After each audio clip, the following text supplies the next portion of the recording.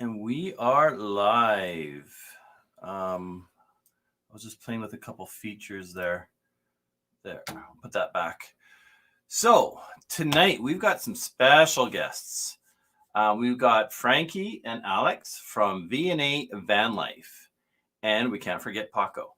So we are going to get into this. I'm just checking the live stream on YouTube, and wow, that is really delayed.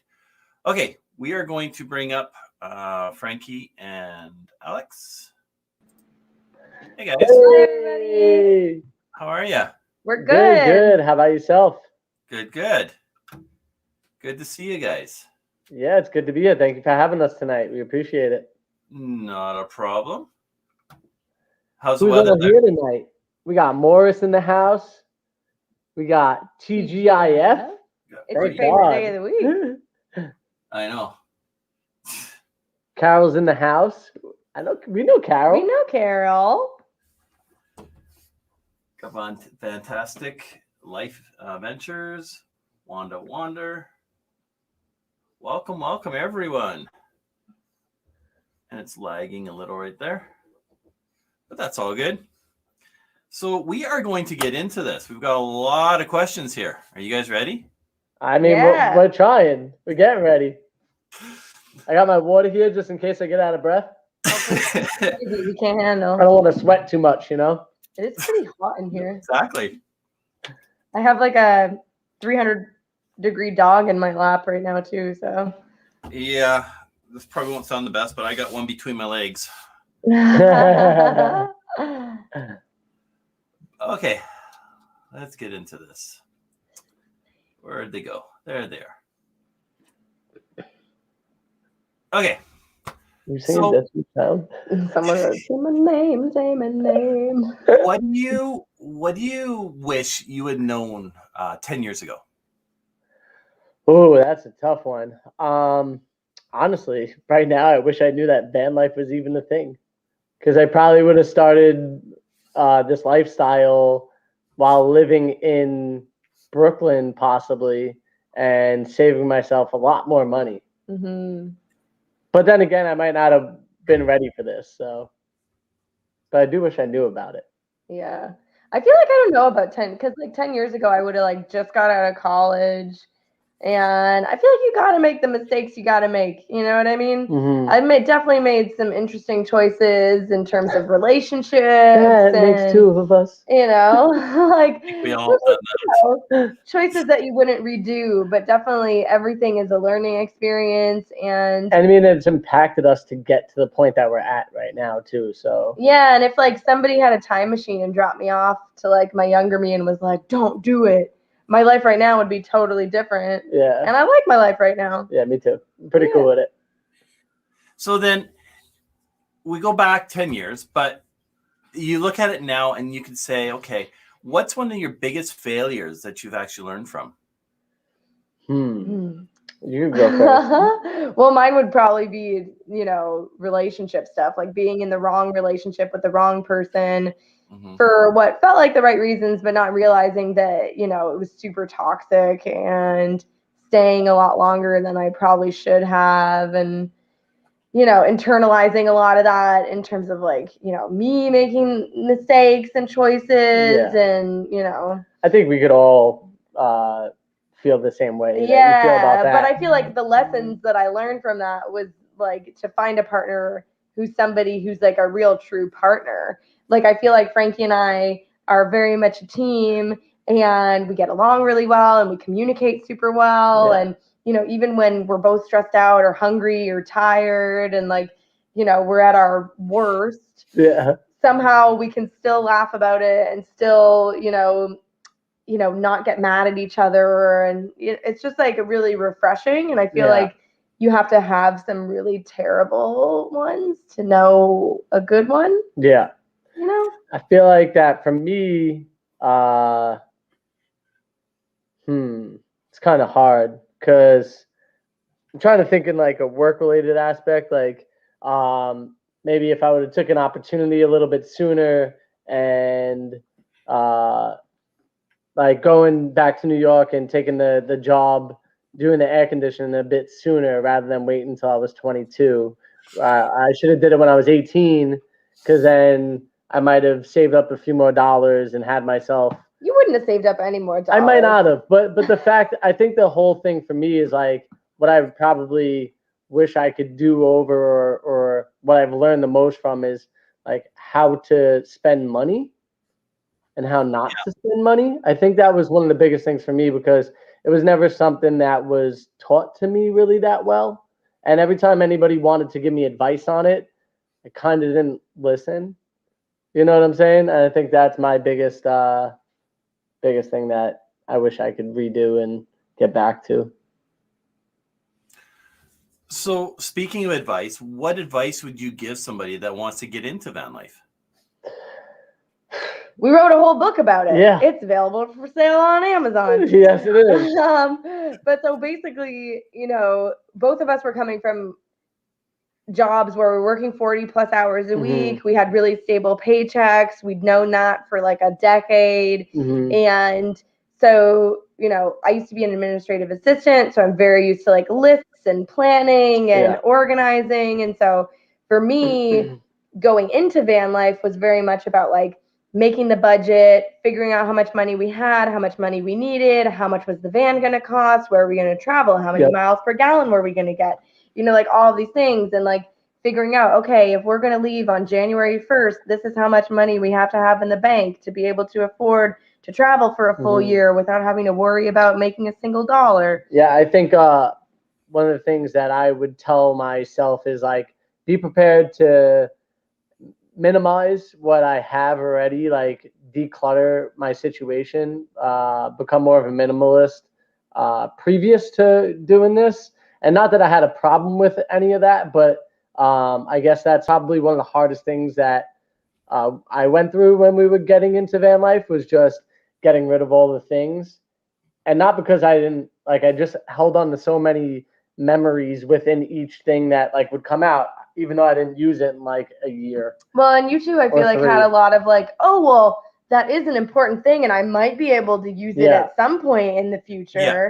And it's like, yes, but we can always go buy a new one if we really need it. So I think for me, that's the biggest piece of advice, but as well as save as much money as you can before you decide to do it. If you don't have a career lined up or some type of work lined up while you're doing it.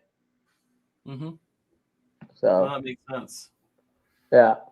So what are some of the best resources then that have helped you? In terms of like travel, just like iOverlander and stuff like that, or do you mean more in terms of like life and then maybe your van life type of stuff? Like, I know a lot of it comes with experience and learning. So you learn from your first van to what not to do in your second van, or what to do. Yeah. Well, so in the first van, I think we had a lot of things pretty well laid out in the first van, to be honest. There was like little things that we would change, and that is, where are you putting your heater in the van situated to where everybody else actually puts it? Is it heating your water? Like, you got to really think about all the like little things that come into play depending on what type of travel you're going to do. Well, and also too, I think a lot of the van tours and stuff that you'll find online, because we looked at, so many van tours when we were deciding our layout and, what products we needed. And that is a really good resource. And, we put a whole list together of things we wanted and things like that. But what we've learned from actually filming van tours is that obviously people are putting their best foot forward, or they just built the van and they haven't actually lived in the van, right? So you're getting the initial, like, look how beautiful it is. Right, like, I have this everything is wonderful and blah, blah, blah. And then you actually hang out with these people for a couple of days and you find out that their water system is leaking half of their water out. Or like, since they had the induction cooktop, now they don't have enough battery left. Like, they have to like charge their batteries every night by running their car for 45 minutes to be able to cook dinner, and you're like, which technically isn't good on your alternator, so you could burn out an alternator. You didn't mention that in the van tour, right? So I think those are a good resource for ideas, but then you kind of have to either watch people who are actually living it, who are giving the realities of life on the road, or finding other resources like books or blogs or things that are going more in depth than the surface level of like, this looks pretty. Yes. Yeah, no, exactly. I mean, you're learning from other people's mistakes. Yes. And, you know, figuring out what's going to work for you as well, for now and down the road. Yes. And then taking like a note of each individual one and really like thinking about it when you come across those moments too. Because sometimes you could see something happens, but you don't remember it down the road. So you have to experience that for yourself in order to understand it. So what is one common myth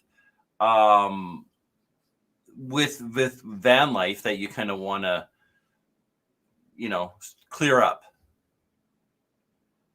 Common myth. I would say like the reality versus what's actually happening in van life. Like, don't get me wrong, van life is pretty freaking glorious for the most part, in the sense of like the backyard is forever changing. You could sleep in these wonderful, wonderful places, and that's totally up to you and where you want to go, where you want to take yourself. If you want to take yourself to, you know, this specific campground and you want to stay there, that's up to you, you know. But if you want to go to, you know, the Walmart parking lot, that's up to you. And then if you want to go to the absolutely epic spot on top of the mountain, once again, that's up to you. So I think that people are getting this misconception of like van life not being that glorious.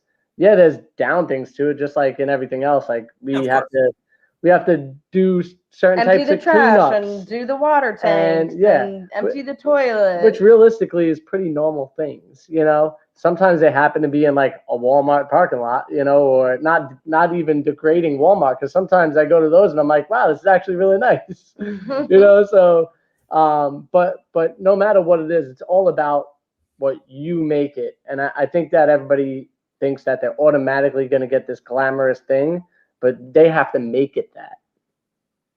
Well, exactly. If you're going to sit in a parking lot, don't complain. Yeah. Right. And I know there's a common myth, you know, you have your bums that live in tents and tent cities and stuff like that. But it's not the common thing. I mean, and I think that's one thing we're seeing now, is that the van life is starting to push itself to a different level than what people always imagined it as. Yeah. So I think that's important. I think a lot of people still think of van life as like hippies or like people who are, you know, maybe smell like patchouli and just, you know, are very counterculture. And whereas I feel like most of the van lifers we meet are pretty like normal people. They're all, you know, either stopping to get jobs or working as digital nomads. You know, they're full-time graphic designers or, you know, just regular jobs that everybody has. Or they're taking a break from all that and seeing what they enjoy and what they really like. You know, there's so many different things that these people could be, you know. And I think the problem is that there's a lot of judgment really quick on people who live in vans, period, you know. And I think that they're trying to continue that stigma, but it's not working out because everybody's seeing all this glam. It's funny. So we saw 2 articles recently. One was like this guy rented this luxury Sprinter and he tried to like do winter van life for a week. And he's like, I'll never do that again. Like blah, blah, blah.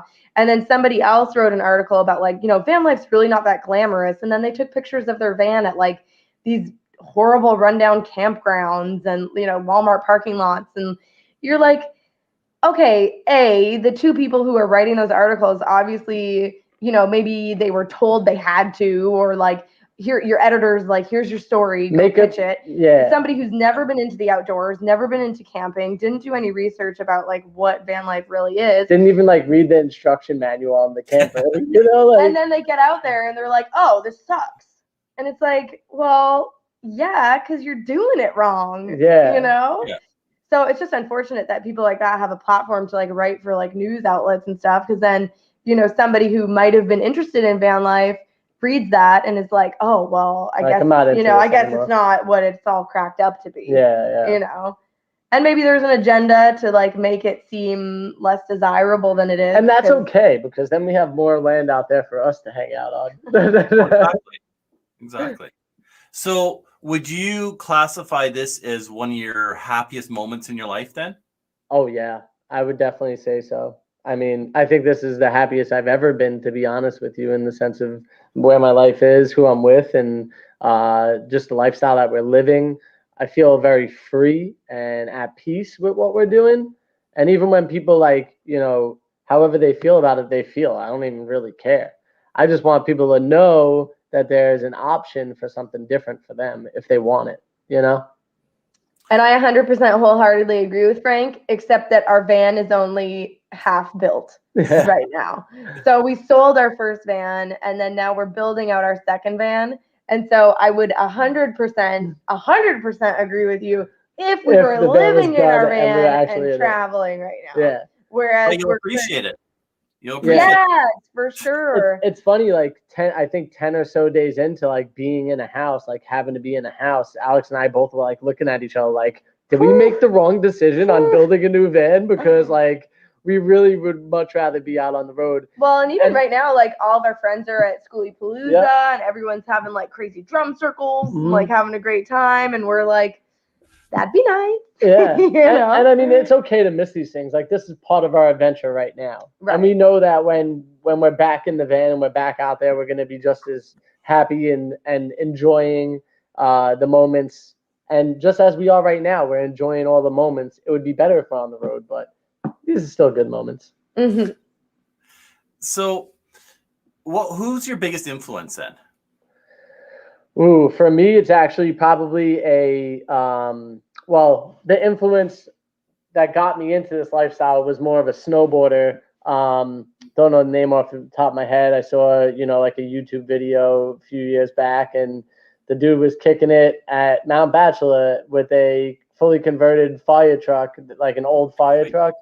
And it was like this beautiful, nice wood built house on the back of it. And he had like a little wood burning stove that like he heated his boots up after he was done snowboarding with. And he had the snowboards on the side of the fire truck and stuff. And it was really, really cool. So that's what inspired me to like really want to get out and travel and see all these different mountains. Cause I was like, wait a second.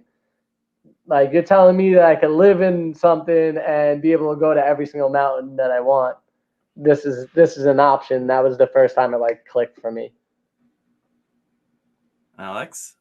I'm racking my brain over here, and I don't really know who I would like pinpoint. I think, before we got on the road, I was watching a lot of like Eamon and Beck and Trent and Allie and, Mr. and Mrs. Adventure and couples like that, to kind of see what life on the road would be like. And they definitely were an inspiration in the fact that like, they're just regular people. There's nothing extraordinary about them. And, I was like, if they could make this work, then we could make it work. Yep. So in all of your adventures through van life and everything, who would you say you found to be the kindest person out there? Well, you're going to say me. Oh. She really is. But if we're talking outside of just, us, obviously. And Paco. I would say Uncle Kevin. Yeah, I would say he had to be probably the kindest, most helpful person towards us. I mean, the guy literally helped us get across the country from Oregon all the way to Florida. I mean, you don't really find that often. Somebody who's willing to like literally, and like the guy was like, you guys could take my bed and sleep in the van, and I'll sleep on the pull out, he has to make the bed every night type of thing, So we're very fortunate to have met him. He's been incredible to our experience and everything that's happened in this last 6 months or so. I feel like since we met him, he definitely helped us out. And having 3 people in a van isn't easy either. And he's got the short sprinter. Yeah, 3 people and a dog in the 144 Winnebago Rebel, and the Winnebago Rebels get tight in there. They're not built for multiple. It's like a couple max. Yeah. Yeah. It was a squeeze. If that bed that he had that went up and down, if underneath that was like a dinette area, and then you could like live in that space like that with everything, I think that would have been more key. Which actually is a part of the reason why we kind of figured out what we were going to do too, I feel like. So what would you be right now? What is your proudest moment? The fact that we're able to build out a van. I mean, I feel like that's pretty proud, not having any carpentry skills or understanding of really what is going on and just sort of figuring it out and getting it all together. You know, I think that's probably the proudest moment that I'm having right now is the fact that we're out there and we're doing it and we're making it happen. We're not experts, but we understand, you know? Sometimes. Yeah. And if we don't, you know, that's what YouTube's we for. call the right people, we get on YouTube, we do research, we try to figure it out. So I think the proudest moment is just like really us digging into to this van and getting it done. I feel like my proudest moment would be that, you know, we quit our jobs like a year and through how long? A year and about almost 3 months ago now ago. And you know, we're still doing it and we're, you know, thriving. You know, we've figured out a way to make life on the road sustainable and you know, we've built it together, you know, as a couple, which I think is a really something to be proud of, and we haven't killed each other in the process. And also to say the whole job thing, like Alex and I were both basically crying when we quit our jobs. Yeah. Like it wasn't an easy task to quit a job that is a great job. Yeah. You know? Yeah. And we were both fortunate enough to have very good jobs that we didn't want to step away from. But we wanted to step away from them, but we liked all the people that we worked with and you know, it's just hard to say goodbye when you've been somewhere for so long and people count on you and you know. Well, you're like scared of almost like that disappointment that you might. And then you're scared of the unknown too, because like, okay, I'm gonna quit this good thing that I have. It may be, you know, I don't want to do this for the rest of my life, but you know, I'm in a comfortable position. Everything's fine. I could continue on this path for, you know, however long, indefinitely. And no, I'm just gonna like pull the rug out from under myself and, you know, quit everything and just see how it goes. So, do you ever feel alone? Oh, I mean, yeah, I would have to say yes. We talked about this the other night. Do you ever feel alone? Alone, yeah. There's definitely been times where you feel like we're always together. We have Paco, you know, but there's always moments that you're gonna have that you specifically might feel alone. You know, maybe that person, your partner, isn't on the same page with you, possibly, and there's a moment in that time that you could feel alone. But I mean, overall, very, very minimal amount of feeling alone. Like when you're in the middle of a national forest and it's just you three, and you know you walk off down to the river or whatever, and like you're such a small little thing on this huge planet, you know, and there's just so much going on around you, even beyond that, you know. So of course you could feel alone. I feel like that's okay. So, if you could hold on to one memory from your life forever, what would that be? That'd be when I met you. Oh, that's sweet. Going to the Brooklyn Bridge. Yeah, that was walking. A really good day. Like those are honestly those are moments that I want to keep forever. Because if it's not for her, I'm not living the life I live right now. You're so sweet. Seriously, it's the truth. Oh, I can see that. Yeah. I had a tiny little moment pop into my head. We were parked at some random rest stop outside of a ski hill, and we were going to like park for the night. And we get there and we turn off the car, and then I think Frank was like, "Look at the stars." Yeah. And we like out from the front when it was, you know, minus 30 degrees outside. I think it was like Whistler or something. No, I mean, we didn't make to Whistler. Where did we meet Mike and his family? When they did the racing, the U.S. Open or whatever. Vail. Yeah. And we were just looking at the stars, and it was like the clearest night, and there was more stars in the sky. Oh, that night. Yeah, like everything was crystal white from the snow, and it was Yeah. just a really beautiful moment. We sat there for like 10 or 15 minutes just like looking at the Mhm. stars and pondering our tiny little existence. Yeah. I love you. Okay, where was I? So Looks like your he's life, there. your life, it's different than you imagined it, right? Oh, for sure. So how did you imagine it compared Sorry. to? How did I imagine it when I was a kid? Yeah. Oh, well, I think when I was a kid, I was like, well, by the time I'm 30, I'll be ancient. So I'll have had to have had all my children before I turn 30, because 30 is just very, very old. Boys and girls think so differently. And I'll need to have a house, and I need to be making over $100,000 a year. And, you know, I just kind of assumed that I would, you know, get a good job, get married, have a family, live in a house, and like do like that was life. I assumed I was going to be a baseball player. Oh yeah, good for you. Yeah. That's like the only goal that I kind of had when I was a kid. I was like, yep, baseball. I mean, I love playing every other sport, but in the back of my mind, I was like, I'm going to be a baseball player. And then I just like fell out of love of, like, with baseball, in the sense of like playing the sport on a like for like a high school, like on a team like that. And I think it was more just because of the politics of the game, rather than just being able to enjoy the play, you know? So I think that's what kind of changed for me. So what does the future hold for you? Well, the immediate future holds finishing a van build. Yep. And then we're planning, I think, on heading west in a roundabout kind of way.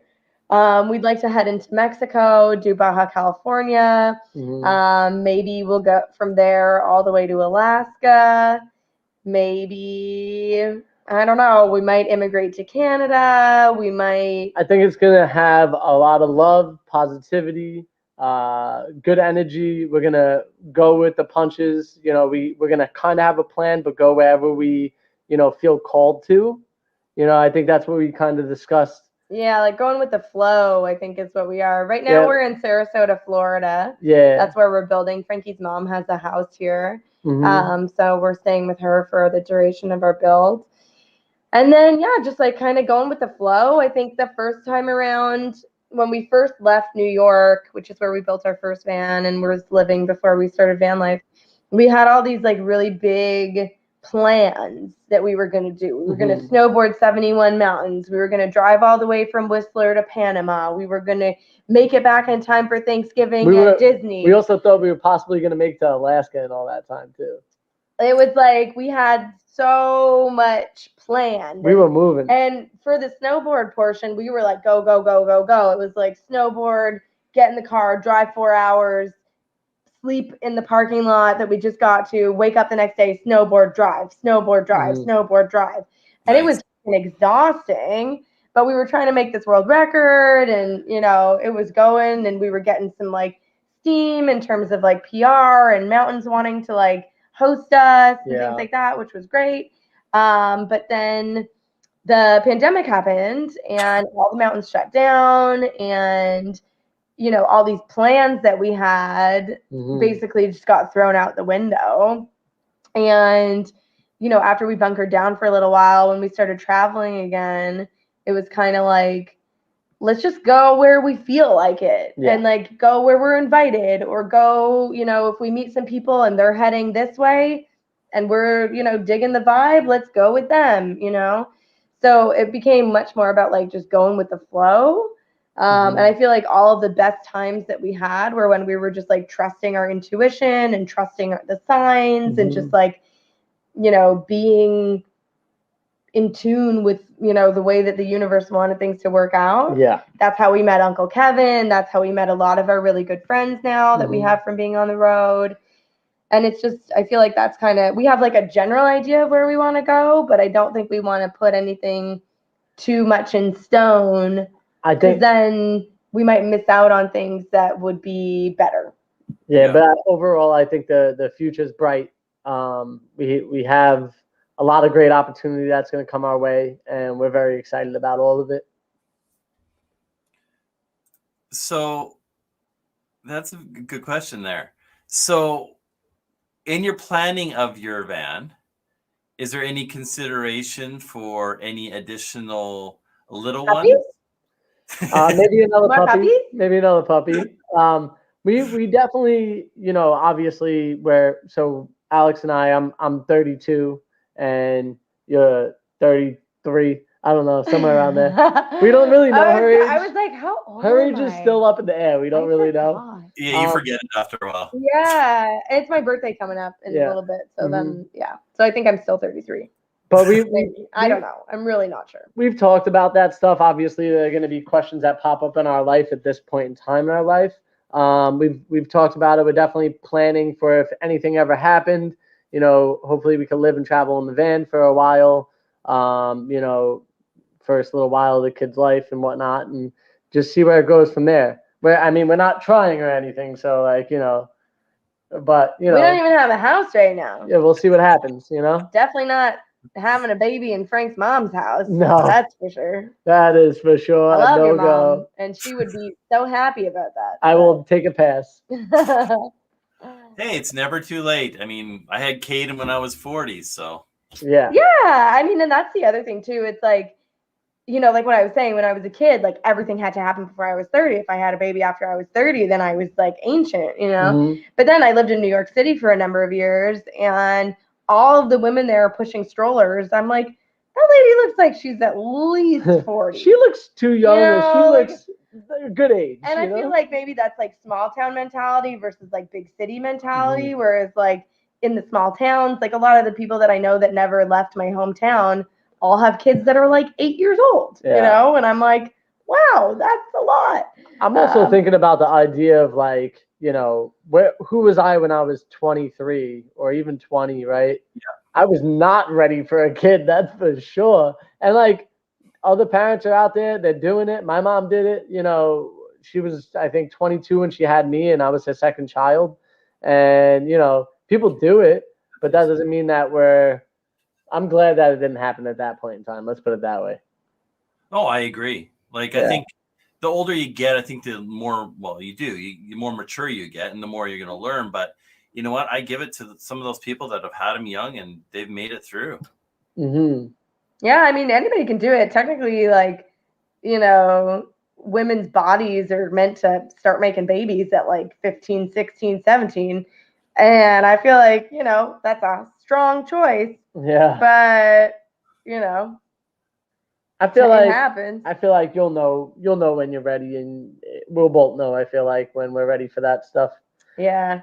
Also, I feel like you never really know when you're ready. You're kind of just like, all right. When that time comes, we'll be ready for it, So how did you two meet? Because Alex, you're Canadian. Uh-huh. Mm-hmm. Frankie, you're American. Yes. So how did you guys meet? We met through a dating app called Bumble. I was actually already living in New York. I worked for a company in Toronto that offered me a job in New York. Mm-hmm. So I went down to New York for that. And then I was working there for 5 or 6 years when Frankie and I met on a dating app. Yeah. So I was already in New York, so he didn't have to go very far. No, I didn't have to go to Canada. I didn't bring her back, Fortunately, we were both, just looking to hang out with somebody like-minded, and we met each other, and that date that was only supposed to be like an hour or two turned into like an 8-hour date. And basically after that moment, we kept hanging out and enjoyed each other's company, and but on that first date, I told her that I was going to travel. I was like, I'm traveling, so I don't know if you want to get attached to me. It's going to be like 3 to 6 months from now, I'm out of here. And I was like, cool. Yeah. I don't want to see you 3 to 6 months from now, so we'll just have fun till you leave. And now look where we are. And how old's Paco? Paco's about 3. When we adopted him, they said by his teeth, they could tell he was around 2 to 3 years old. And how can you not tell with that 3-year-old tooth hanging out there? And we had him for like 6 months now, 7 months now, and so we just say he's about 3. How is he with traveling? He Great. loves it. When the car door opens, the dude jumps right in. He's Yeah, like, we've never had any trouble. And I feel like too, because we adopted him while we were on the road. So he went from like the Humane Society, he was skin and bones, he had scabs all over him, like he bite got marks beat on up his by head. somebody. So he went from like not a good situation. Obviously, you know, they were trying to rehabilitate him and like treat him nice or whatever. But anyways, into the van. So the first home that he ever knew with us was in the van. And so I think that definitely helped with him being comfortable with traveling. Big And time. like the first couple of days that we had him, we were actually broken down. So we couldn't drive anywhere, which maybe was a good thing. Yeah. Because we just kind of like hung out with him and was, you know, basically with him 24/7. And he kind of saved us, I feel like, because of that. yeah, we almost we almost had no brakes. Yeah, one of our brake lines popped a hole in it. On Samuel H. Boardman Corridor. And if you know anything about that area, it is very much like this. Off a cliff side. It's the highway that goes along the Oregon coast. So it's basically like 40-foot cliffs into, you know, doom. Yeah. And imagine having no brakes going down one of those. Yeah. That would not have been fun. So we were on the corridor and then we came back into town to pick up Paco. And then we were on our way back out when Frankie noticed that our brakes were not working. Yeah, we were losing brake fluid like crazy. And I noticed like a pinhole leak in the system. And it was just gaining size, you know, every time I would push the brake. So yeah, we luckily found somebody that could help us out, and over in Brookings, Oregon. I don't remember the name of the shop. It was something. I feel like it started with an H. Yeah, me too. But yeah, Hancock. Hancock, I think is what it was called, and it was like an oil change place, and the guy was nice enough to, you know, crimp the line because it was broken or not broken, but it was completely rusted out and rotted out at the proportional valve in the back. So, you know, we had to find a proportioning valve, and there was none in the nation. There was one in the nation at the time, and we had to later on find that 3 weeks later from all the research we were doing. So we only had 3 bakes for 3 weeks. Yeah. So that guy hooked it up, and he actually sent us packing for free. He was like, and gave us a whole huge bag of dog treats. Yeah. Yeah. So, you know, there's so many nice people out there. It was amazing to have that experience. But Paco, if it wasn't for him, we probably would have been going the other way and been stuck having to get towed possibly, or could have been worse, you know? So what made you choose to start a YouTube channel? Well, so before Alex and I met, we both had our own YouTube channels. Mine was a snowboard channel. And the reason why I started that channel is because I just wanted to see how I snowboarded to get better at it. So, like, I wanted to videotape myself and be able to watch that back. And I was like, why not upload it onto YouTube? Like, you know, I could try it. Maybe I could get good at editing and stuff like that. But yeah, snowboarding was my main reason why I got into YouTube, for sure. Yeah, and then my YouTube channel I was the Hungry Health Coach, and it was all like healthy recipes and lifestyle tips and things like that.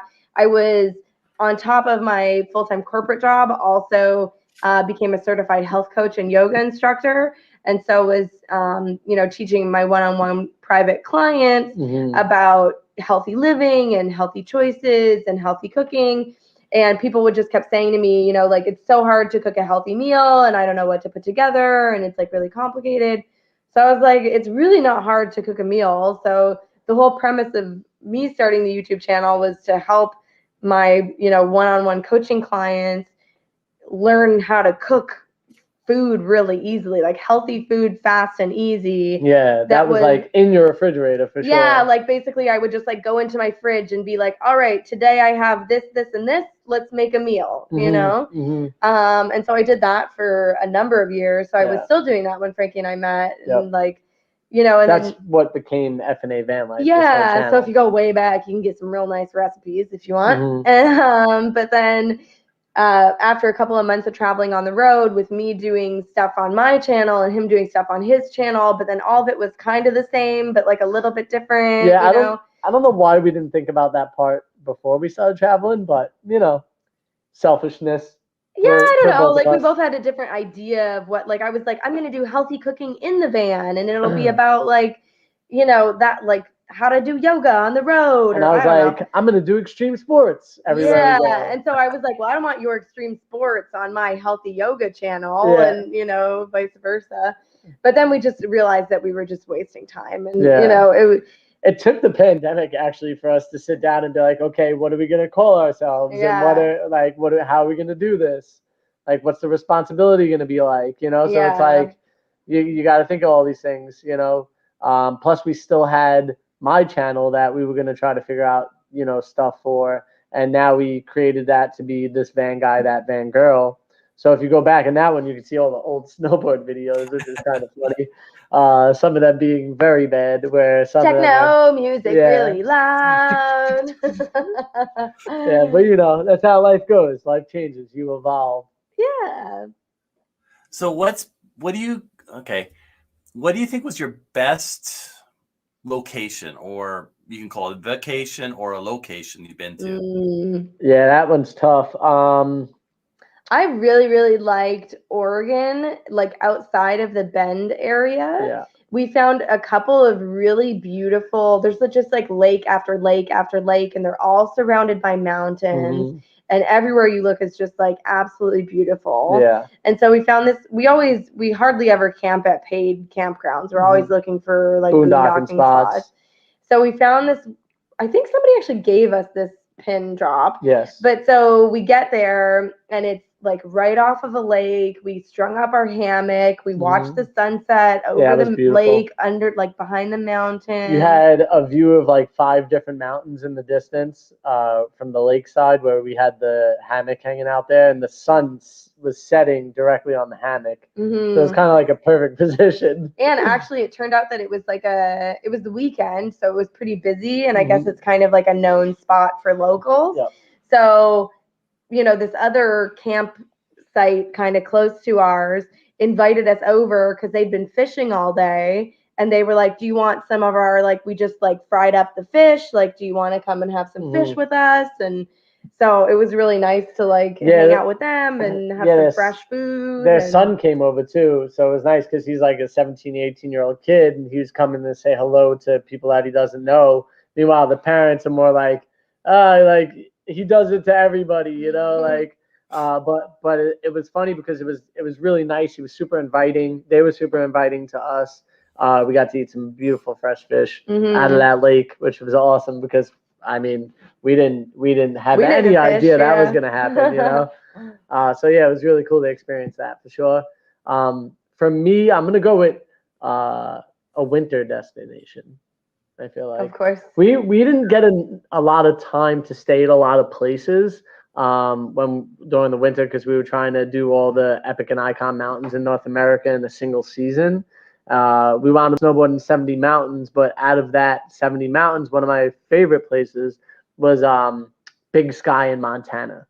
And we got to stay there for 3 days or 3 nights and 4 days.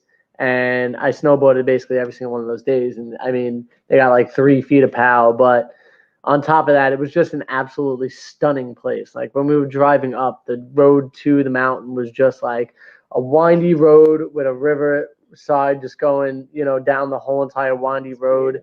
It was absolutely gorgeous. Definitely one of my top spots for sure. And it was super van life friendly too.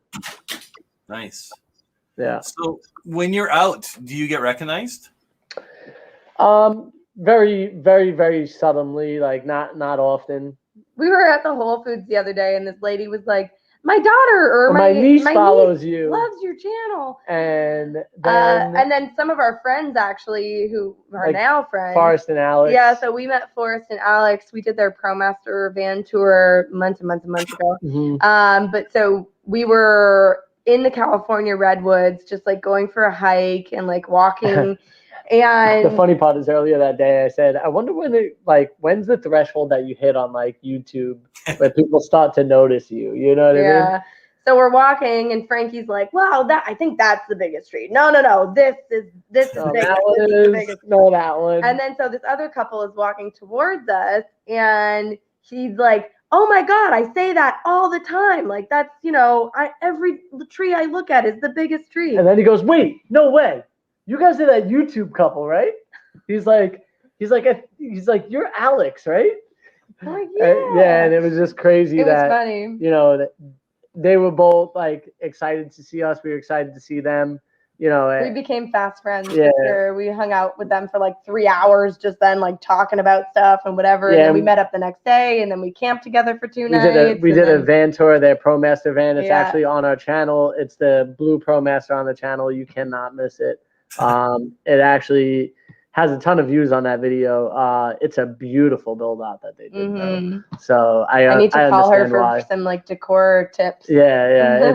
It's a very like, I don't know, warming and rich feeling when you go into the van. Like it just feels pretty homey and has like good energy.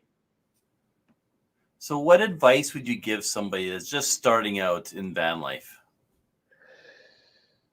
Just like go with the flow. Obviously, make good choices. If you're somewhere and you don't feel good about it, just like drive away from there. Yeah. But you're gonna meet more good people than you are bad. And I feel like for us, some of the best experience have come from just like saying hello to other van lifers. Yeah, definitely be friendly, be outgoing, say hi to people. Try to maximize your experience by just being polite and ask people like that are on these trails and stuff where to go, or locals where to go. Locals always have the best information. Yeah, these are the people that are going to give you the best information. Or even other travelers who've been like, oh, we went on this hike and it was amazing. Yeah. And then go on that hike. Yeah. You know what I mean? Like if it's piqued your interest, definitely go on the hike. Yeah. Like I think that's like there's a lot of places that I wanted to go, but we were so busy planning like things in the beginning with the snowboarding stuff, especially,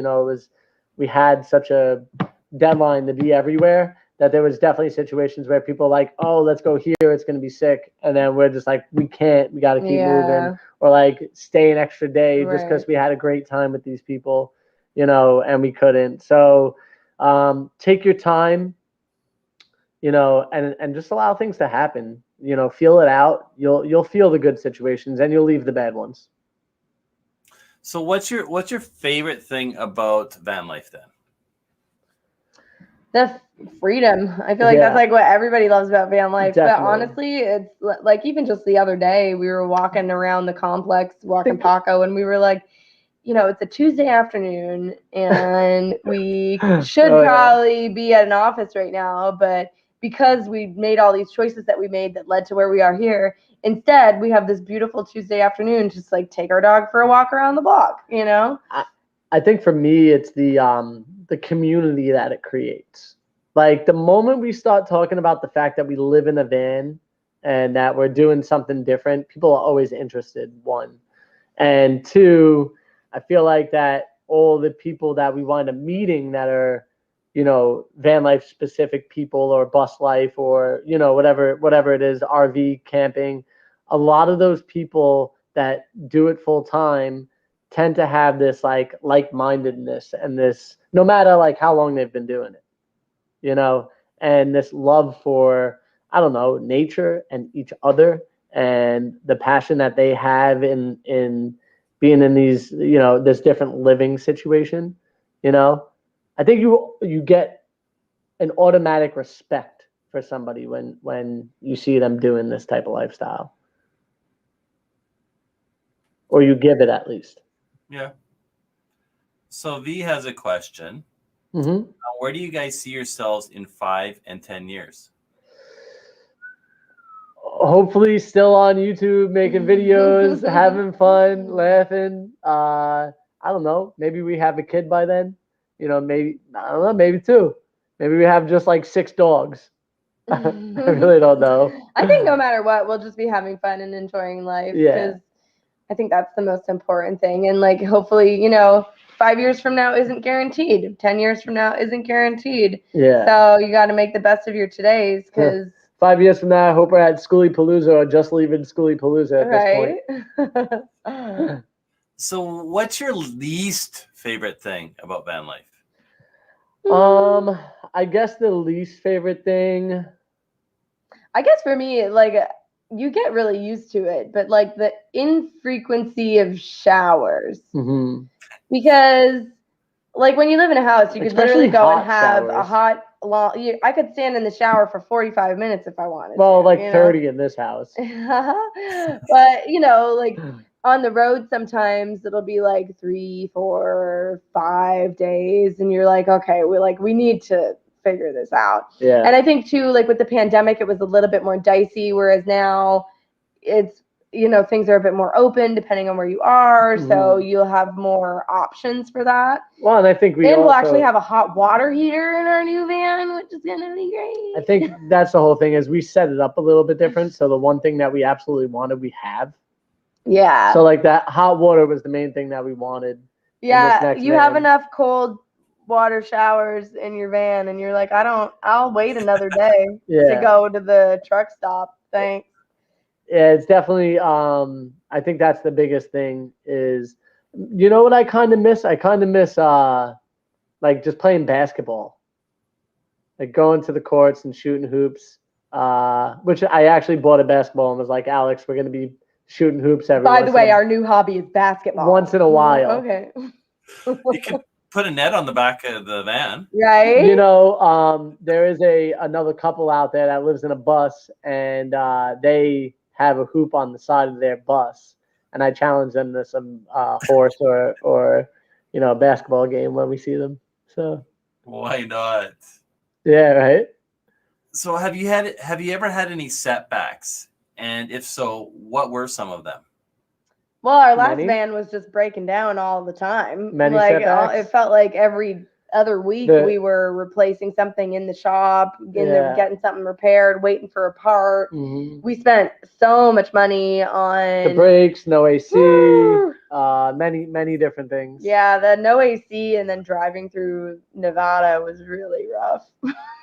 But you know, we made it, and I think the setbacks also, like by the end of it, we kind of just looked at it as like, you know, we're being held back now so that we can get to something later. Like us being held back led to us meeting Kevin. Us being, you know, delayed here led to, you know, the 4th of July thing. Yeah, you know, so like everything had a rhyme and a reason behind it when you kind of look back, and like hindsight is 20/20, and it's really easy to, you know, we were trying to climb Hurricane Ridge and like get to the top, and there was just going to be this beautiful Overlander spot that we were so stoked on. And then because of that, we wound up meeting up with Mr. and Mrs. Adventure, you know, like. Well, what I was going to say is that we overheated on our way up that mountain and popped a fuel line. Like it was not good. Things were bad.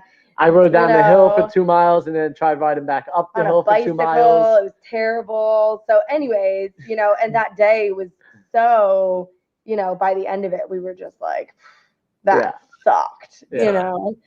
But you got to shake it off and just, you know. Yeah, I definitely want to break down that moment, but, you know, no puns intended. But yeah, I wanted to just like, you know, stop moving. We wound up getting lucky. There was a campground just below where we were, and we went to that campground because we always tend to break down on like a Friday night.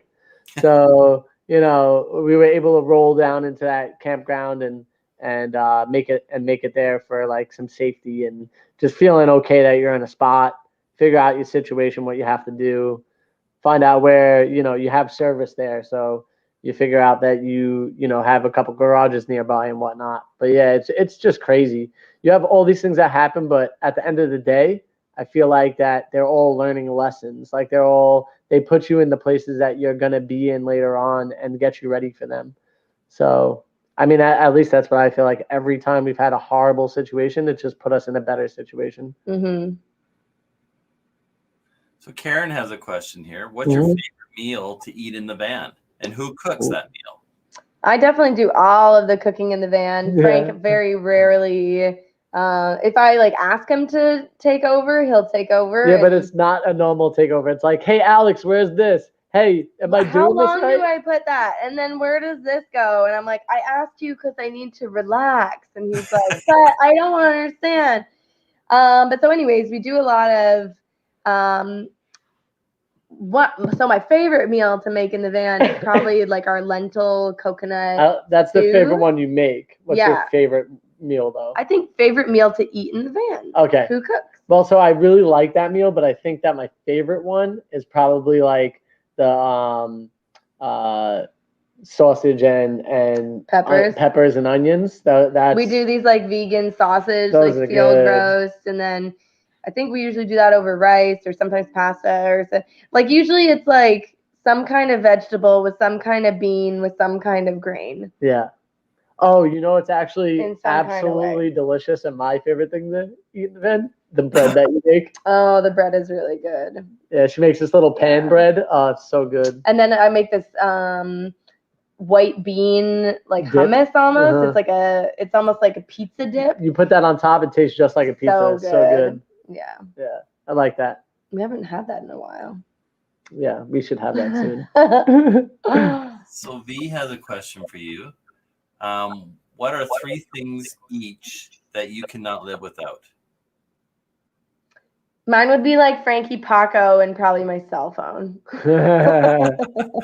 And then mine would be Alex, Paco, and I gotta say like some type of sports. Yeah. Like I have to have some type of sport going on in my life, whether it's snowboarding or, I mean, normally it's like basketball, football, or baseball, but even golf or frisbee disc golf or throwing a boomerang. Like I like to keep like doing skilled style stuff. So. Yeah. And I feel like I always have to have a book. I'm big on books and journaling. Yeah. I think that if I didn't have my journal, I would probably have a lot less mental. Cut out the me and Paco and what are the 2 other things? Get out of here. Well, I'm saying because we have each other. So what are the 2 other things? It would probably be my journal and then a book, like a rolling library of like Kindle books. Yeah. And then so for me it would be something sports related. Then probably, this is a tough one. I mean, I need to have some type of food. I was gonna say like chocolate or something. I'm always eating chocolate. I have to have my chocolate chips because otherwise then I eat a bunch of other stuff. And so just having a bag of chocolate chips in the van is something that I need. It's like my creature comfort. Here's an interesting one. Ski jumped. So I snowboard, but I've definitely hit many jumps and many rails, and I like to hit the terrain park area. And I can't do any backflips or anything like that. I'm sure I could. I'm just scared to do it. So I have to get comfortable doing it somewhere else before I do it on the mountain. With health being the number 1 priority to everything. But yeah, if you look back, Ron, far enough in our videos, you could see some snowboard stuff, as well as if you look back in This Van Girl, That Van Guy, that channel has a ton of snowboard stuff that I do. Have you ever snacked while snowboarding? Yeah. We used to pack our lunch every time we would go snowboarding. Yep, at Big Sky, actually, on the chairlift in the video, we're eating a peanut butter and jelly sandwich. Yeah, we had a lot of peanut butter and jelly sandwiches during snowboard season and bags of trail mix. Oh yeah. And usually maybe like a banana or like some kind of apple or something in the bag. I mean, I had to have it. I was doing like 3 to 4 mountains in a day sometimes. Yeah. So. And then too, like usually, like by the time you get all your gear and then you get onto the mountain and then you up and down and up and down, you're usually like far away from your car by the time it's lunch, and then all the food on the mountain is very expensive and usually all like deep fried chicken fingers. Big money saver. Yeah, so we were like, all right, we'll just like have peanut butter and jelly sandwich and then keep riding. Mm-hmm. Well, it's funny because on the radio, the radio host said that he went up skiing, and he went by himself, and he got on the chair with another guy, and they're going up the mountain. The guy unzips his jacket, pulls a little bong, and the guy's just looking and going, "Really? Okay." Like, I wonder if it was glass. Imagine if you like fell and then like. I mean, I wonder if it was a water bog, because if it was, that guy got skills. No spills in his jacket, never falls. So here's another question for you. Jan, Alex, are you going to have space for hanging your clothes in your spectacular build? Spectacular. I don't think that we're thinking about hanging storage, because in our last van build, we specifically set an area out for hanging clothes, and the rod could not fit hardly. It was just so dumb. You couldn't fit like anything in there. So then we turned it all into hooks. And like, yeah, it was nice to have like some of our nicer stuff on hooks, but we hardly ever wear our nice clothes. Like so rare. So rarely. So I feel like for this build, I really liked our packing cubes that we had. Yeah. And I really liked we had like a basket system with like, this basket was all shirts and this basket was all pants and whatever. I think we do need to think about where we're going to store like winter coats and stuff like that. Yeah, we'll have it all figured out. But I think we're mostly going to go with like shelving and then maybe some like upper cabinets with like bins in them. We realized that we don't need a lot. Like, I probably wear the same shirt, 2 to 3 days in a row sometimes. You know what I mean? And well, I mean, I rotate them out, but I could wear them 2 or 3 times each time. Right. Well, not even, but especially on the road, I feel like sometimes like your laundry bin is so small that you're like, I only wear the shirt for a couple of hours and it's really not that dirty, so I'm just gonna fold it and put it back away. Because I'd rather have it back in the folded stuff than in the laundry, just filling up my laundry, and then I gotta go do laundry sooner. So yeah, it's the battles of like how much you actually need compared to what you want, So I remember on one of the other lives you were talking, and it made me think, what do you do about your nasty negative comments? Well, sometimes we delete them if they're just too crappy and there's no way of like turning that comment around. Or especially I'll delete them if we're doing, like, say, Daryl, we did your van tour and someone was talking crap about you. I would delete all of those because I'm like, you were nice enough to, share your life on our channel, so like, and especially like some of the people that we do these van tours for, we know that they're a little bit nervous about the comments, or they, that's why they don't have, a YouTube channel, because they are worried about what people would say. And so I would hate for them to go through the comments and then, read these mean things that don't matter. But because we get a fair, like the first time you get a really shitty comment, you're like, ouch. Yeah. And then the second time you're like, really? And then the third time you're like, what's your problem? Yeah. You realize it's very much a reflection of them on the other side of the camera rather than you. So usually what I'll do is I'll just pretend I don't understand what they're saying and leave a funny comment that's like kind of flips what they said into something else that they didn't actually mean. And then I kind of just try to change their point of view in a positive way. So like I always try to like gear it in a good light, and like try to give them perspective from what they said sometimes. And sometimes they'll be like, I had somebody the other day that was like, oh shit, that was kind of selfish of me. Like it was a van tour and they're like, oh, that went way too long. Like, I really just want to see the van. I said, well, this video is not just about the van. It's about the people and the van. Yep. They're the reason for this van. So you need to know about them in order to understand this van.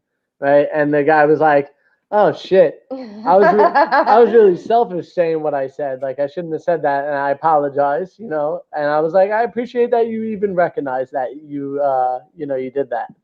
Because a lot of people don't recognize. People just like, and then they go off and live their sad lives. I like what Ellen said. Tune out the crap, focus on the positive, and like you always do. Mm-hmm. Like, I know you got a lot of, I think you were talking about this before, that you got a lot of negative comments towards Alex on your one video. Yes. And I think that's a prime example of people, number one, looking for something that's not there. but you're having fun with it because it is a fact of life. Yeah. And yet people either want something more or they didn't get what they wanted and they got to put somebody else down.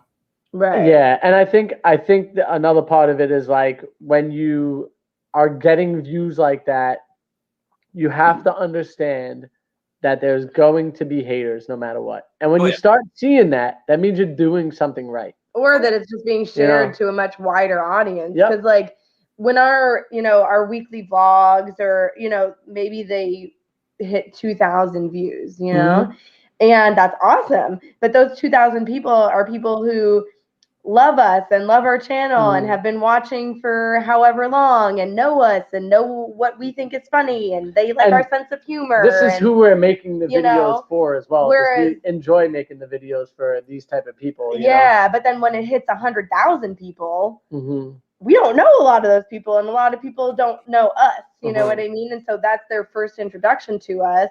And maybe they're probably not our target market, or they're not our demographic, or they completely missed the joke that was presented in a different video but then brought back up in this one, so it's like they're gonna miss some things and not understand some things, and that's perfectly fine. They're looking for something else and they're not getting it. Right. The number one search term that brought people to that video was sex. So people just Googled sex, and then we popped up and was like, oh, well, they're not doing it. Like, we're like, yo, what's up? I mean, the whole idea of the thumbnail was just to get people thinking right away, like, wait, what am I going to get here? And actually, the really interesting part about that video is when you go back and you actually analyze the video, you can see where people dip off. And the dip in that video was right when we said, if you came here looking to see people having sex, you're not going to get it tonight, And then like half the people were just like, bye. Yeah. So on average, how long does it take you to put out a video?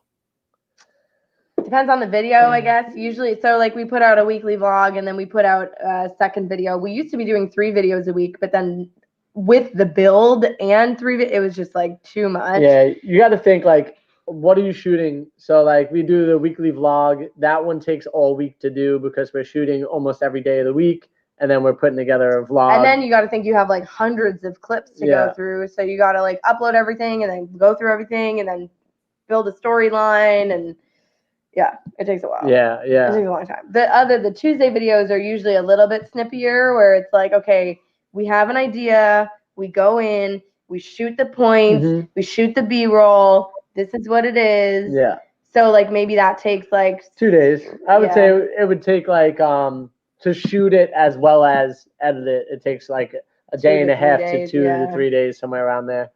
It just depends on how in depth you're going with the video, how much editing is really involved. Because some are like quick and you're just cutting it and you're putting it out there, where others are very much like tedious and like if you're trying to do like a new transition or whatever it is, you're going to have these moments. They're all learning curves.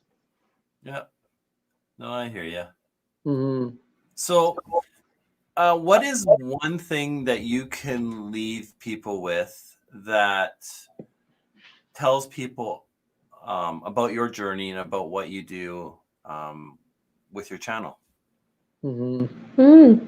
I guess we're just like 2 regular people who were working the 9-to-5 life and realized that we wanted more from our lives. It's time to step outside the norm. Yeah, and so get outside our comfort zone. Our whole thing is about inspiring people to do the same, whether that's live van life or to just choose a positive outlook. Yeah. It doesn't have to be van life. We're just showing you what our positive outlook is. And even if you are in van life, the way that you could have a successful van life doesn't have to be the way our van life is. You could do it in any type of way that you deem it successful. We just want to spread love and joy and make people laugh. That's it, man. Yeah. That's what it's about.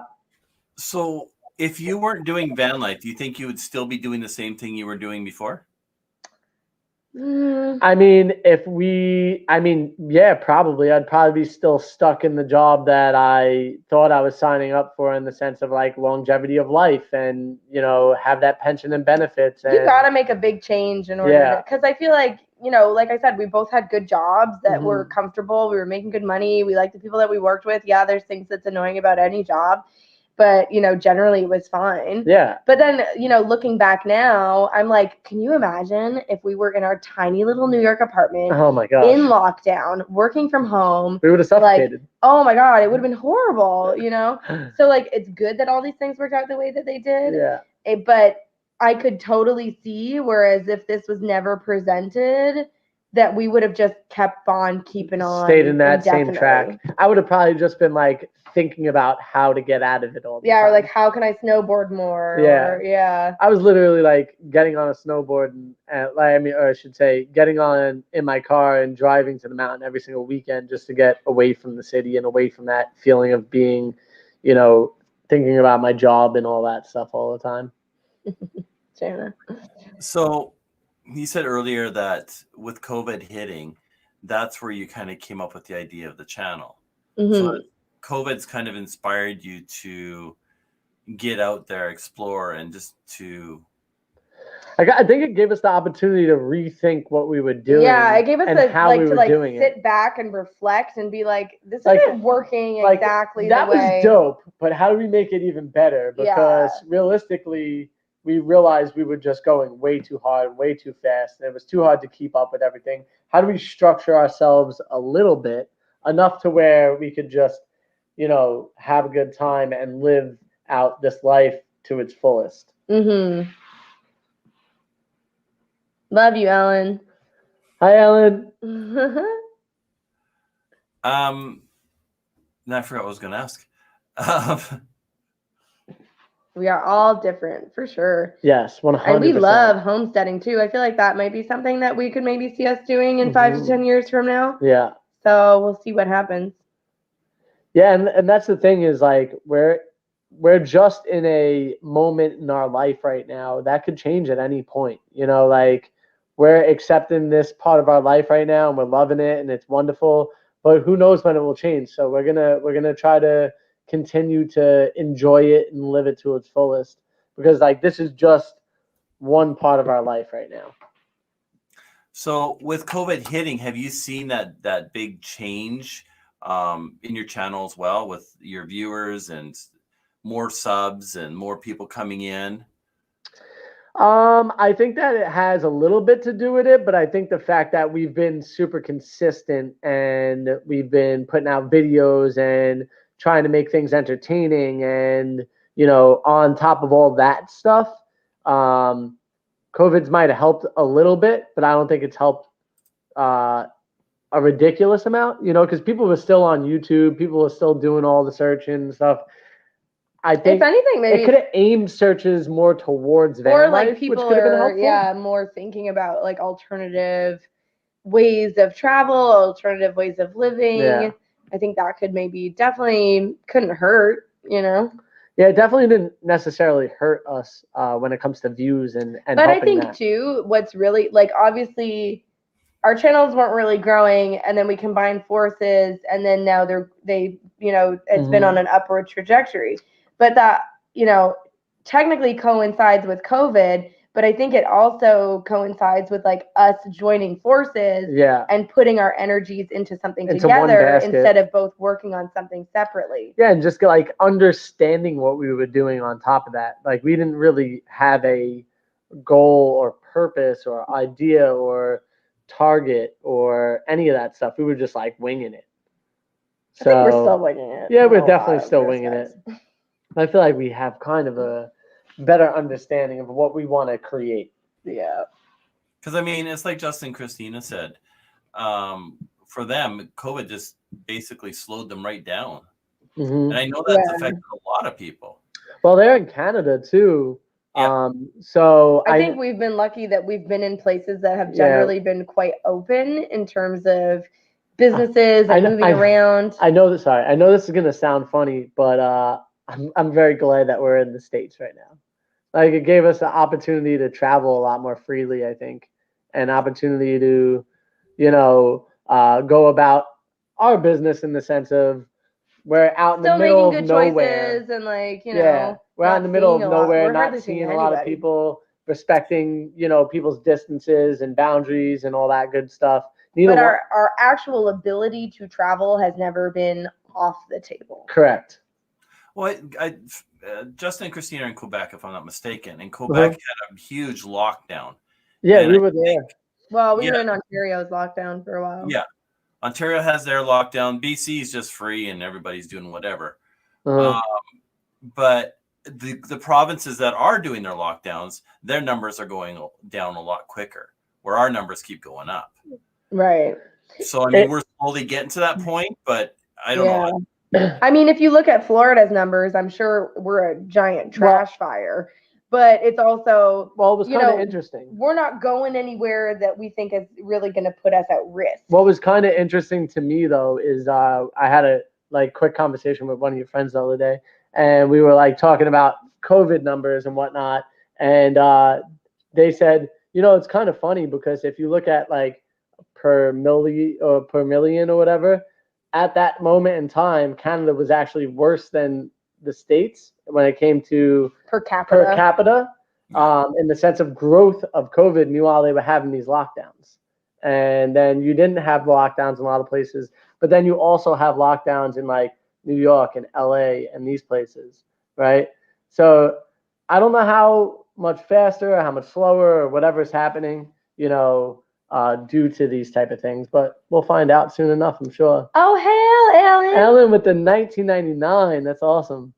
Oh, wow. Thanks, Helen. One thing I noticed here is when Justin and Christina said that they have a lockdown and a curfew. Yeah. That's just crazy. Yeah, it's mind-blowing to me. When we were in Ontario for 2 weeks of quarantine because we traveled.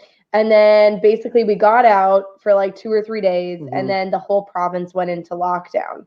So luckily we were already with the people that we wanted to see, which was my parents and my sister, who lives literally 2 houses down the road. Well, more than 2, but very close. Yeah. So, we were able to see the people that we really went to see. But I then could Christmas see, hit. Well, whatever. But so I could see how that would be super hard in terms of living van life, because also it's freezing fucking cold. Yeah. So you're very cold, you can't really go anywhere. All the ski lifts are closed. There's not really, you can go for hikes and stuff, but there's a lot of limitations on you as a person. Yeah. Which I get, and it's kind of interesting people are trying to do the right things, but then it's kind of it's kind of interesting though, because I feel that most people don't go out and visit 20 people a day. They, on an average, I'm sure that maybe people go out and visit maybe 2 people a day. You know what I mean? There's a crazy statistic out there that most people in the States, I think it was 35% didn't even know their neighbor. So who are they going out to see? And people are very busy with work and these other things that are going on and in life, So I don't know I think if we had a lot of good social distance understandings and respect for one another, I think that would do a lot of help. Wearing masks, things like that, But I think that would help out a lot if we just had a lot of respect for each other while this is going on. So when you came into Canada, you had to, of course, do your quarantine 2 weeks. You got tests and stuff as well when you came in? No? Because they're doing that now. For Canada, all airlines have now stopped going anywhere hot. And if you are coming into the country, you are now charged $2,000, and you have a hotel room, and that pays for your hotel room and your test. So they're charging for the test now? Well, no, they're charging to put you up for a quarantine. You have to quarantine the way that they tell you to. Oh, so you can't go to somebody's house and quarantine now. You have to. I think and of course, this isn't very clear, but I think this is for people that are breaking the rules, if you want to call it. Gotcha. Going somewhere nice and then coming back. Oh, okay. So if they're want to go on a ski vacation. Or go to Mexico. Gotcha. Yeah, I mean, I don't know. We don't make foreign policy, and I don't know what the right policy is. I don't know what, all we can really do is live our lives based on the guidelines that, we're enforced upon. And we've been very lucky that for the duration of the pandemic, that it hasn't really impacted our ability to travel or our ability to see beautiful places. And so, you know, if for that I have to wear a mask when I go into the grocery store and into Home Depot, and, you know, we don't have meetups with people, and we don't, you know, throw big events or anything like that, you know, cool. I want to keep safe as much as everybody else does. Yeah. But it's certainly been nice to not be hindered upon in terms of our choice of destinations. But then you look in Quebec, where they're starting to open things up now. So for here in BC, we're still shutting things down because we're quite a ways behind, it seems like. Yeah. We're known as the party town, party province. So I mean, there was just a guy who had a penthouse, and he had that penthouse with interact machines and bars, and he was having people come up so they could have their own nightclub experience. He just got charged $17,000, I think it was. Well, I hope he made a lot of money selling beers. Oh, probably. He's like, I'll take the $17,000. He's like, you know, I made 50, so no big deal. I mean, once again, it's all very interesting. Everybody's trying to tackle it in a different way. It seems like nobody really knows what to do. You know, everybody's and then just kind of hard too, because I feel like, you know, you can make rules, but then the rules all have loopholes, and then these people can go, but those people can't, and then these things can be open, but then those things can't. And then, like, what's that saying? Rules are meant to be broken. Well, and then, like, my girlfriend who lives in Toronto, they like announced another lockdown, and she's like, "We're already locked down. Like, how can you lock us down even harder? Like a lockdown on top of a lockdown? Like, what does that even mean? Like, I haven't gone anywhere in 6 months. What do you want me to do?" And we just got the same thing for schools.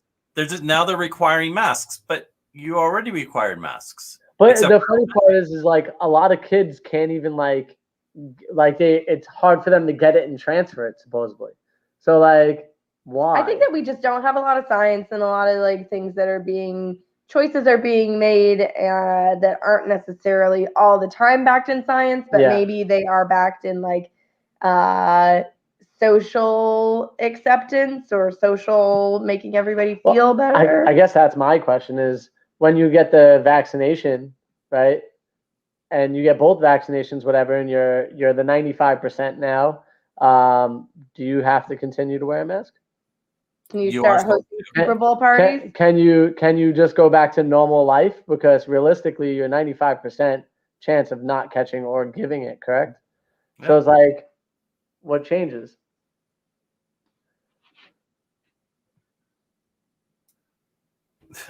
Just reading DJ's comment.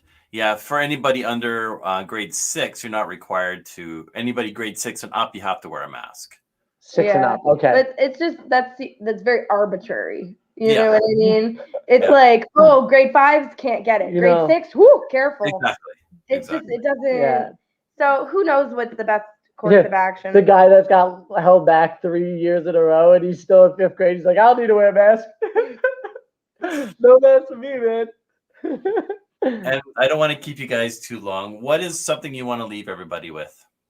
I would say just don't get yourself sucked into all the negativity that's going on in the world, because there's so many good people out there, and we've met so many more amazing, awesome, generous, friendly people than we've met mad. We've even met people who have completely different political ideologies than we have, and have had beautiful conversations and memories with those people. And I think that we're all a lot more similar than we are dissimilar, and that the news is, you know, a lot of these forces are trying to make us fight against each other, but really we should all just be loving on each other. So I was gonna say, life is short, love each other, try to live with the most positive outlook on things. People aren't out to always get you. A lot of the time they're out to help you, and they just want to help each other, you know. So just be good to each other. Paco, stop. No, I agree. There's a bandit at the door that needs to be dealt with, apparently. It's been great having you guys on here. We'll let you get back to whatever you guys are doing. I really appreciate it, and you guys be safe. Thank you so much. Thanks for having us. for We having appreciate us. it. This is Thanks, super guys. fun. See ya. Have a good night. Bye. Bye. Well, that was a great interview with Frankie and Alex. Oh, now Tosha's bugging me.